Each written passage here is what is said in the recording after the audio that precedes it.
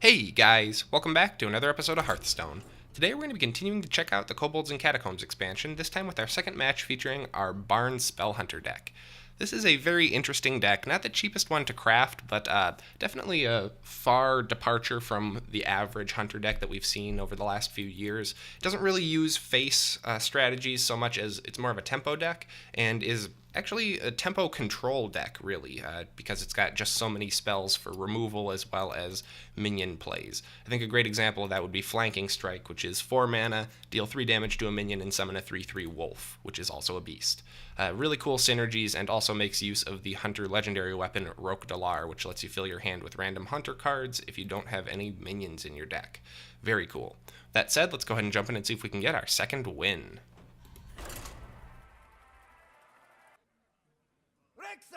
Versus Anduin. The light shall bring victory. Alright.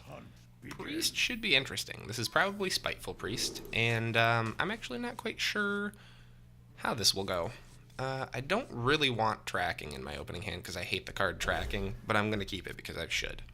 Why do I hate tracking? Because I have a huge aversion to discarding stuff. This is an interesting hand, actually. I'm going to go ahead and open with tracking, of course. And I will take, let's see, we're playing against a mage. I think Flanking Strike is a solid choice, but I think Kill Command is going to be necessary. I think we're going to need the, whatchamacallit. Ooh. I think we're going to need the removal more than anything else.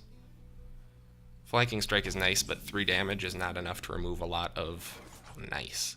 3 damage is not a lot, blech, can't talk, sorry. 3 damage is not enough to remove a lot of priest minions, such as the Arakoa. Could remove that, but it wouldn't even really be worth it. I'd rather just use my Eagle Horn for that, which I will. So it'll be Eagle Horn next turn, then Barnes turn 4, which is a guaranteed Yasharj pull as long as we don't draw it in the next 2 turns. And that may be game for us, depending. If we had gone second, it probably would be game. But Priest does have some ways to mitigate that type of board. Kind of actually a wasted Eagle Horn to even bother with that minion, but since there's kind of a spiteful combo Dragon Priest thing going on, I don't want to risk that 1/3 becoming like a 6/6. Oh boy, look at you. So we're going to be seeing Duskbreakers, for sure, which is really actually quite good against this deck because we play a lot of 3/3s. I'm a little bit sad about it.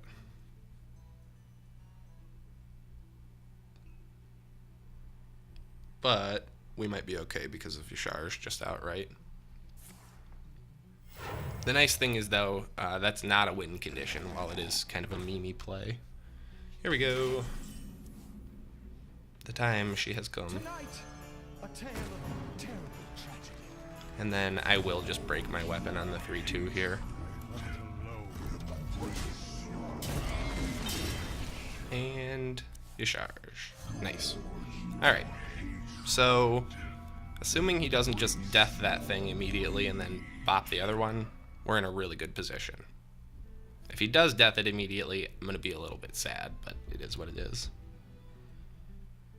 He's probably going to do everything he can to remove them both this turn for obvious reasons, but also because he doesn't know necessarily that I don't have any other minions in the deck. He might have an inkling of it because I got double Yasharj, but he also may just think that I'm insanely lucky and that he hates me. Maybe a little of both.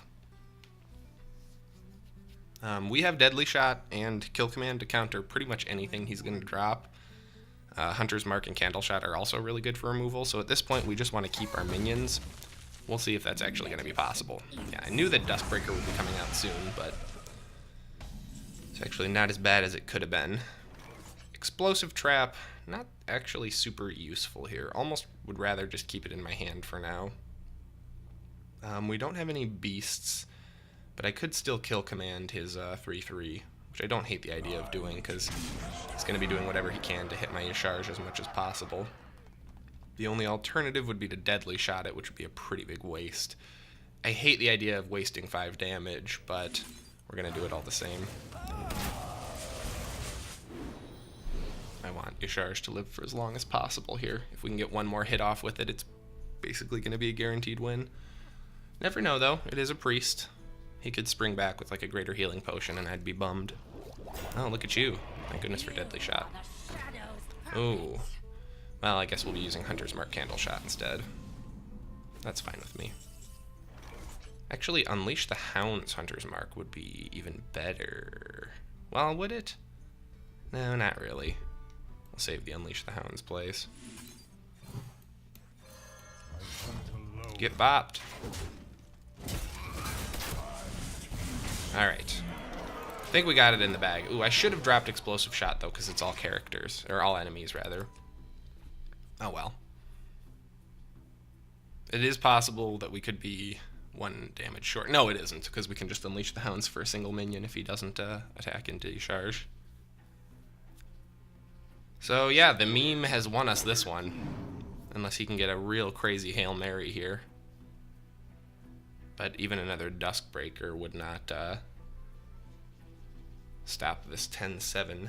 See, that's why we went to the trouble of removing his Fairy Dragon. Because otherwise he would have had the stats to have removed this by now. And there it is. Awesome. Yeah, Barn Spell Hunter. Very, very good toolkit. Got some very powerful options. If you guys enjoyed this match, please be sure to like, subscribe, and leave a comment below so that I know. As always, thank you so much for watching, and I will see you next time.